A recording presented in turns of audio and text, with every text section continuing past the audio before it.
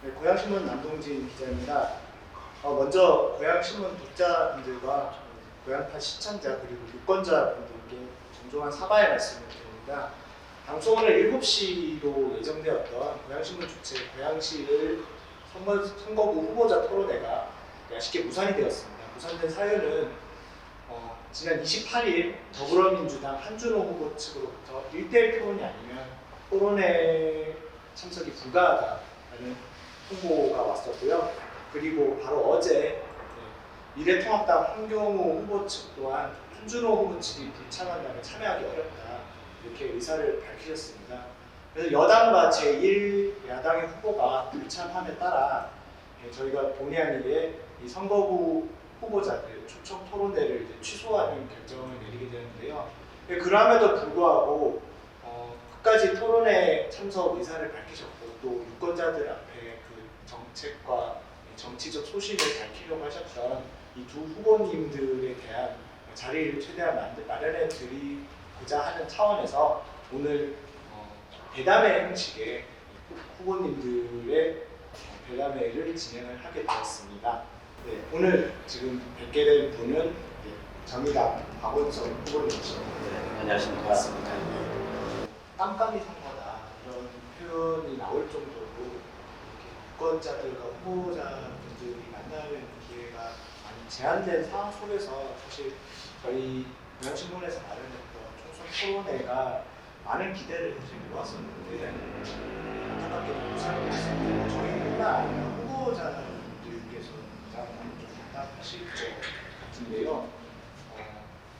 이에 대해서 후보님께서 이번 무산 건에 대해서 어떻게 생각하시는지. 우선 대단히 안타깝고 유감스럽습니다.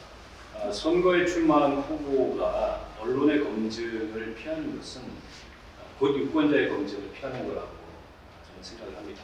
더군다나 이제 코로나19 때문에 대면 선거 운동이 매우 제한적인 상황에서 우리 지역을 대표하는 고양신문이 후보 초청 토론회에 자리를 맡은 건 매우 소중한 그런 계기였고 또 그 자리를 통해서 후보자들이 자신이 갖고 있는 철학과 소신과 비전을 알리고 유권자들 입장에서는 후보들 간의 그 차이를 비교해서 검증할 수 있는 어떻게 보면 유권자들에게 선택지를 주는 그런 토론회 자리였는데 석연치 않은 이유로 거대 양당의 후보들이 나란히 잇따라서 토론회를 거부한 데 대해서 매우 유감스럽다는 말씀을 드리고요.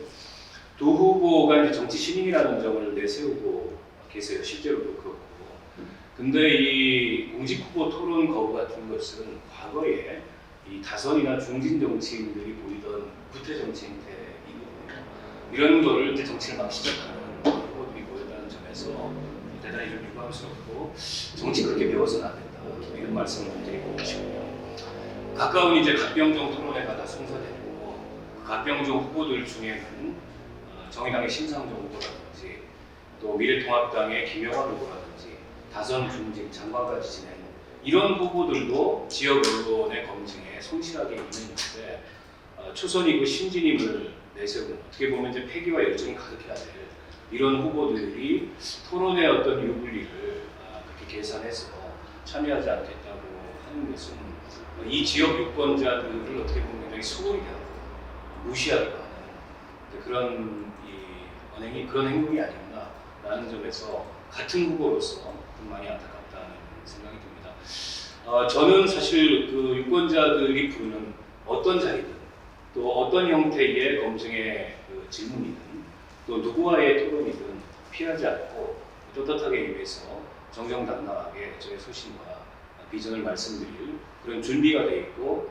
오늘 이 자리도 비록 토론회는 무산됐지만 또 고양신문에서 이렇게 기회를 주셨기 때문에 이 자리를 통해서 유권자들께 제가 갖고 있는 생각과 비전을 말씀드리려고 합니다. 사실 저희 입장에서도 이렇게 토론회가 쉽게 무산된 상황 속에서 이렇게 정책 비전과 소신을 말씀하시기 위해서 자리에 함께 해주신 것에 대해서 감사한 말씀 드리고 싶습니다.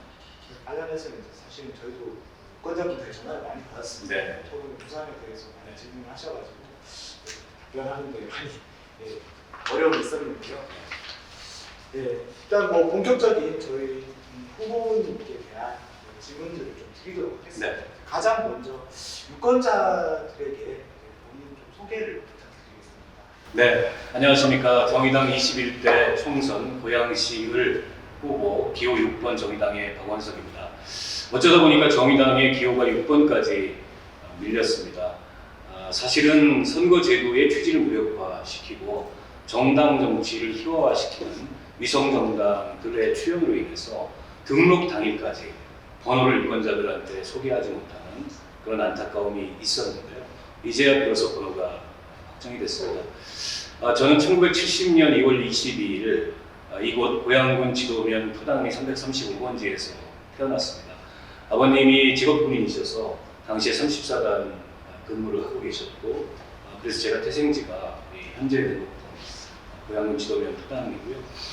이제 성장 과정에서는 저희가 이사를 가는 바람에 다른 곳에서 학교를 나왔습니다만 저는 저 스스로 고향 사람이라고 여기고 있습니다. 이번 총선에 출마하면서 굉장히 많은 고민을 했습니다. 우리 고양시가 안고 있는 여러 가지 현안과 여러 가지 문제들, 또 인구 100만의 수도권 북부를 대표하는 대표 도시로서 새로운 비전, 청사진이 필요한데 그런 청사진과 비전을 어떻게 설계하고 유권자들에게 어떻게 말씀드릴지 저는 굉장히 기대와 또 많은 그 계획을 갖고 있었는데 코로나19 상황이 덮치고 또 이렇게 후보 초청 토론에 무산되고 그런 점에서 굉장히 안타까움을 갖고 있고요. 하지만 제가 할 수 있는 모든 방법을 동원해서 유권자들에게 소상하게 저의 포부와 비전을 말씀드리면서 남은 이제 15일인데요. 15일 동안 선거운동에 최선을 다하고 반드시 승리해서 정의당의 이름으로 그리고 박원석의 이름으로 고양 시민들에게 자부심을 줄 수 있는 그런 국회의원이 되겠다. 이런 포부를 말씀드리겠습니다. 네. 말씀하신 것처럼 사실 유권자분들 우리 지역에 누가 나오시는가 인물에 대한 궁금증도 있지만 또 그분이 어떤 정책을 공약을 내세우는가 투표권을 행사하는 데 있어서 가장 큰 관심거리 중 하나일 것 같습니다. 관련해서 저희가 정책 질문을 몇 가지 좀 드리려고 하는데요. 네. 경제 관련한 질문을 드리도록 하겠습니다. 코로나19로 인해서 지금 민생 경제뿐만 아니라 지금 세계 각국의 경제 상황이 너무 심각한 상황입니다. 일각에서는 이제 경제 대공황을 준하는 상황이 있는 거 아니냐 우려의 목소리도 나오고 있는 상황이고요. 요즘 전 세계적으로 여기에 대한 대책들도 나오고 있는 상황이고, 근데 우리나라 정부에서도 지금 관련 대책도 연이어 하고 있는데 그런 민생 경제 대책뿐만 아니라 거시적 차원의 대책들도 많이 이야기가 되고 있는 상황에서 후보님께서 생각하시는 문제점과 대안에 대해서 말씀 부탁드립니다. 정의당에서는 전 국민을 상대로 100만 원의 이 재난지원 수당을 지급하자. 그럼 총 52조 원의 굉장히 많지 않은 비용이 드는데 이거 해야 된다 말씀드리고, 두 번째로는 소상공인 자영업자 구제가 굉장히 필요합니다. 지금 장사가 너무 안 돼서 매출이 반 정도가 아니고 4분의 1, 5분의 1 동안 가고 있는데 이들이 월세도 내기 어렵고, 근데 정부 지원 대책을 보면 전부 보증 대출이에요. 근데 그 보증 대출에 걸리는 시간도 많고 절차도 굉장히 까다롭고 제한 대상도 굉장히 제한되고 이렇게 하면 안 되고, 일단 이분들에 대해서도 조건 따지지 말고 절차 최대한 간소화시켜서 5년 만기 무이자 대출을 다 하자라는 걸 첫 번째 대안을 말씀드리고, 그리고 당장에 고정 비용이 계속 나가기 때문에 임대료 같은 경우에는 3개월 범위 내에서 최대 300만 원까지 지원을 하자. 그리고 세금 공과금 이거 이제 좀 정부가 대신 내주자. 지금 4월달에 부가세 납부 예정 신고를 해야 되는데 당장 사장님들이 굉장히 한숨이 커요. 그래서 특별감면 조치 빨리 발표하고 부가세 납부부터 정부가 중소자영업자들을 지원하자 말씀드리고, 세 번째로는 해고와 대량 감원이 예상이 됩니다. 과거 IMF 사태 때처럼 특히 이제 이번 사태 때문에 충격이 큰 업종들을 중심으로 대량 해고가 예상이 되는데 여기서 해고가 되면 그분들 같은 경우에는 이제 갈 길이 없어요. 그래서 해고는 죽음이라는 말까지 있지 않습니까? 그래서 이 대량 해고를 막기 위한 특단의 대책이 필요하다면 노사정 대표자들을 대통령이 한 자리에 모으셔서 해고 없는 지원, 우리가 대기업이든 중소기업이든 지원을 할 텐데 대신에 지원의 전제 조건은 해고 없는 지원이다 라는 것을 명확하게 전제해 놓고 일종의 사회협약을 추진하고 그에 따른 지원을 했으면 좋겠다, 이 말씀을 드리고 싶고, 그리고 마지막으로 경제 재건 회복을 위해서 대규모 공공 투자를 해야 됩니다. 그러려면 미리미리 그 재정 대책을 세워놔야 돼요. 근데 지금 이번에 정부가 이러저러한 대책들을 내놓고는 있지만 우리 GDP에 대비해 보면 그 지원 이 재정의 규모 비율이라는 게 별로 안 돼요. 지금 미국이나 뭐 독일이나 프랑스 같은 나라들은 GDP의 한 10% 정도의 그 재정 지원을 하겠다고 지금 대책을 세우고 있거든요. 지금 우리가 100조를 투자하면 그거 향후에 1000조를 지키는 겁니다. 지금 50조를 투자하면 1000조를 지키는 겁니다. 500조를 지키는 겁니다. 때문에 향후에 경제 재건을 위해서 과감한 재정 대책을 수립하고 특히 지금 당장 긴급한 위기를 넘긴 이후에는 정말 과감한 인프라 투자와 공공 투자가 필요하다. 이런 말씀드리고 싶습니다. 다음 질문으로 넘어가겠습니다. 마찬가지로 지금 가장 큰 화두가 되고 있는 소위 그 텔레그램 멤버방 사건입니다. 이게 우리나라의 지금 커다란 충격을 안겨주고 있는 사건이고 이것과 관련해서 이제 정의당에서도 다음 차원의 해결책이나 문제점들을 지적하는 입장들을 내신 걸로 알고 있습니다. 후보님께서 이 부분에 대한 해결책을 어떻게 찾아야 된다고 보시는지? 우선은 이 사안을 접하고 나서 먼저 든 생각은 아주 강한 분노입니다. 이게 그냥 음란물이나 음란 영상이 아니에요. 이거는 명백한 성폭력, 성착취 범죄입니다. 아주 엄하게 다스려야 되고 정의당은 이 텔레그램 멤버방 사건이 알려지기 시작한 첫 순간부터 이 문제에 대한 대안을 지속적으로 촉구해 왔습니다. 그리고 작년에 이미 윤소아 의원 대표 발의로 이 디지털 성범죄 방지법을 발의를 했는데 국회에서 이 법안이 제대로 논의가 안 됐습니다. 그리고 법안 심의하는 과정에서 이미 언론을 통해서 보도가 됐지만 더불어민주당과 또 이 지금 미래통합당 이 의원들이 좀 귀를 의식케 하는 그런 발언을 했어요.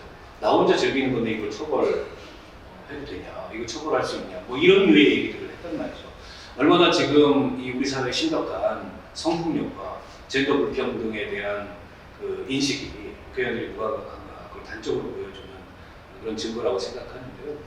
저는 이 텔레그램 멤버방 이 사건은 단순한 음란물이나 음란 영상이 아니고 명백한 성폭력, 성착취 범죄이기 때문에 이거를 생산한 자, 그리고 유통시킨 자, 그리고 이용한 자 모두를 처벌하는 대안이 나와야 된다.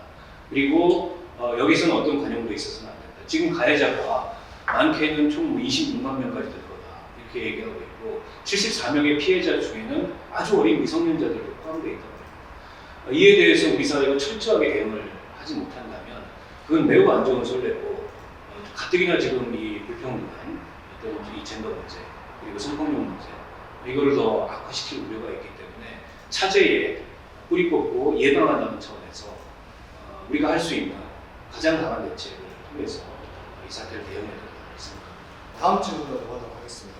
사실 이 질문이 후보님들이 나름 이제 준비한 답변에도 변별력을 가질 것이라고 저희 생각했었는데요. 국회에 들어가신다면 만약에 1호 법안으로 어떤 것을 준비하시려고 하는지 그리고 그 내용에 대해서도 말씀을 해주시면 감사하겠습니다. 저는 대한민국이 직면한 위기 중에 가장 큰 위기가 불평등의 위기라고 생각합니다. 지금 소득계층 간의 양극화가 갈수록 커지고 있고 소득보다 더한 자산의 양극화 문제가 심각하게 확인되고 있습니다. 뿐만 아니라 이 부의 대물림이 아주 체계적으로 일어나고 있어서 오죽하면 금수저라는 그런 수저계급론까지 등장을 하고 있겠습니다. 그리고 이 자산과 소득의 양극화를 말하자면 갈수록 심화시키는 핵심적인 그 문제의 한 가운데 부동산 비중의 문제가 있다고 생각합니다. 국회에 들어간다면 저는 강력한 부동산 투기 방지법을 통해서 이 부동산 투기를 방지하고 대한민국이 직면한 이 심각한 양극화 불평등의 위기를 해결하는 기능들을 놓겠다 이 말씀을 드리겠습니다. 부동산 투기 방지법의 가장 핵심적인 내용을 말씀드리자면 다주택자들에 대해서 보유세를 중과세하는 겁니다. 현재는 가액을 기준으로 집의 금액을 기준으로 이 부동산 보유세를 부과하고 있는데 다주택자에 대해서는 금액을 기준으로가 아니고 집 채수별 2.5%씩 이 보유세를 중과세하는 겁니다. 그러면 두 채면 5%가 되고 세 채면은 7.5%가 됩니다. 그래서 다주택을 갖는 것이 일확천금의 기회가 아니고 어떻게 보면 세금으로 인해서 견딜 수 없는 오히려 불이익이 큰 그런 환경을 만들어야만 이 심각한 부동산 투기와 불평등 문제를 해결할 수 있다. 그런 점에서 부동산 투기 방지법을 20대, 21대 국회의원들 가면 1호 법안 만들고 이걸 통해서 우리 청년들이 겪고 있는 심각한 상대적 박탈감, 부모 세대는 그나마 집을 가질 수 있었고 그 집으로 인해서 어떻게 보면 일정한 풍요를 누릴 수 있었지만 우리 지금 청년들에게 굉장히 불가능한, 아주 부모를 잘 둔 청년들이 아니고서는 불가능한 현실 아니겠습니까? 이 청년들이 느끼고 있는 좌절감과 박탈감을 반드시 해결하겠다는 말씀드리겠습니다. 다음 질문으로 넘어가도록 하겠습니다. 이게 좀 저희가 또 지역 신문이고 지역구 후보로 출마하신 지역 공약에 대한 질문을 드리지 않고 싶습니다. 여러 가지가 있겠지만 일단 후보님께서 생각하시는 고양시 의뢰 취급한 현안을 또 무엇이라고 생각하시고 여기에 대한 해결 방향과 이에 관련된 공약도 있으실 것 같습니다. 이거에 대해서 말씀드립니다. 주민들을 만나서 우리 고양시에 특히 이제 이 고양 의뢰 가장 큰 문제가 뭐냐 이렇게 질문을 드리면 공통되게 나오는 답변들이 있는데 압축을 해보면 이렇습니다. 첫 번째로는 대중교통 불편이 너무 크다. 경기 남부하고 경기 북부의 철도교통 인프라 수준을 비교해보면 비교가 안 될 정도로 경기 북부가 열악합니다. 철도교통 인프라를 획기적으로 확충을 하겠습니다. 지금 이제 고양 3기 신도시, 창녕 신도시 광역교통대책으로 발표된 고양선 연장 차질 없이 추진하고 특히나 이번 행신동에 6만 우리 행신지구 주민들이 행신중앙로역 유치를 아주 간절하게 소망하고 있는데 반드시 유치하겠다는 말씀을 드리겠습니다. 두 번째로는 고양시 대중교통의 가장 큰 문제 중에 하나가 전부 서울로 향해 있어요. 모든 대중교통 이 노선의 방향이. 정작 고양시가 이렇게 커졌는데 고양시 내부를 연결하는 마땅한 대중교통 수단이 없습니다. 그래서 저 심상정 후보와 제가 공통공약으로 내놓은 게 킨텍스부터 시작해서 대곡역을 중간점으로 삼성역까지 팔자형으로 친환경 순환 트램을 구축하겠다. 이게 만들어지면 고양시 전체를 팔자형으로 연결하면서 고양시 내부 격차도 해소하고 고양시 랜드마크를 친환경 순환 트램을 통해서 만들 수 있다라는 점 말씀드리고 자족용역과 관련돼서 두 번의 기회가 저에게 남아있다고 생각합니다. 하나는 창릉 신도시 자족용지 40만 평에 어떤 이 자족 용량을 갖출 것인가 이 문제가 있고 또 하나는 대곡지구 개발이 예정이 되어 있는데 오래전부터 예정되어 있습니다만 아직도 방향이 안 서 있고 계획이 안 서 있습니다. 창릉 신도시 40만 평 자족 부지 내에 첨단 스마트 디지털 4차 산업혁명에 대비한 그런 어떤 이 단지를 구축함으로써 또 선도적인 어떤 IT 기업을 유치함으로써 일자리를 만들고 이 자정력을 높이겠다는 말씀을 드리고요. 대곡역에 국제적으로 터미널을 유치하고 인근 지역을 이 국제 비즈니스가 가능한 그런 비즈니스 기반 도시로 저희가 개발하겠다. 그래서 면세점, 호텔, 공항 터미널, 또 컨벤션 센터. 그러면 이제 고양시 면모가 달라지고 고양시는 국제 관문 도시로서의 그런 새로운 위상을 갖출 수 있다고 생각합니다. 압축적인 시간 안에서 이것을 다 말씀하시려고 자세한 내용은 저 박원석이 얼마 있다가 여러분 가정에 배달해드릴 공보물에 좀 더 상세한 플랜과 실행 계획을 담았기 때문에 그 공보물을 참조해 주시면 좋겠습니다. 네, 다음 질문으로 넘어가겠습니다. 이 질문은 사실은 저희가 앞선 세 차례 토론회에서 가장 유권자분들이 관심을 가지고 흥미 있게 봤던 시간이었었는데 안타깝게 성사하지 못했지만 지금 이 자리를 빌어서라도 상대 후보에게 질의할 내용이 있으실 것 같습니다. 그 부분에 대해서 말씀을 하실 시간을 드리도록 하겠습니다. 이렇게 영상으로 질의하면 상대 후보에게 답변을 하실까요? 그 부분에 대해서 하실 거라고 저는 정말 기대를 걸고 있습니다. 예, 그 민주당 한준호 후보에게 제가 질문하고 싶었던 내용은 공직 경력을 청와대 행정관을 국민소통수석실에서 했다고 밝히고 있는데 청와대 행정관을 어느 정도 하신 건지 그 기간을 좀 알고 싶어요. 언제 시작해서 언제 마치는지. 제가 알고 있기는 5개월 하신 걸로 5개월. 네, 5개월 하신 걸로 알고 있는데 그 공무원 5개월이면요 들어가가지고 신고하고 그다음에 호봉 짜고 행정 절차 거치는데 한두 달이 그냥 가요. 그래서 실제로 그 안에서 어떤 업무를 하셨는지 너무 궁금해요. 신문 스크랩을 하신 건지 뭘 하신 건지 그 점을 좀 여쭤보고 싶었고요. 두 번째로는 그 번역 응급외상센터를 만들겠다는 공약을 내놓으셨는데 번역응급외상센터라는 것은 필요하죠. 그런데 번역응급외상센터를 만들려면 최소한 대학병원이 있어요. 근데 아시다시피 우리 고향 의뢰는 대학병원이 없어요.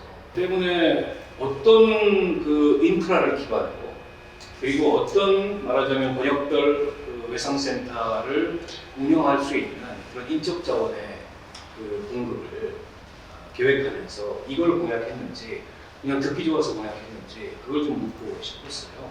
뿐만 아니라 그 고양시 현안이 이렇게 산적해 있는데 민주당 후보들이 보니까 공이 다 신인이에요.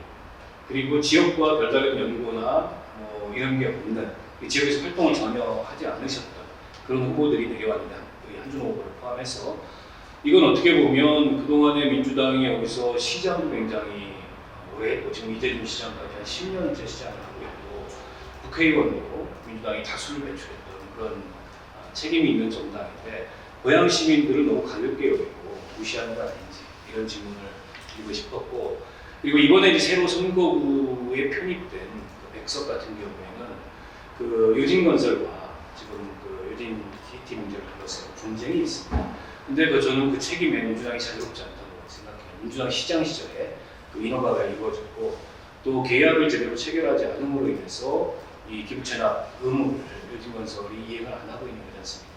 그 민주당 책임에 대해서 어떻게 생각하는지 이런 등등의 질문을 하고 싶었는데 안타깝게도 토론회가 성사가 안 돼서 추후에 토론 기회가 있다는 그 토론 기회를 통해서 제가 한번 철저하게 상호 검증에 나서겠다 이 말씀을 드리고 싶고요.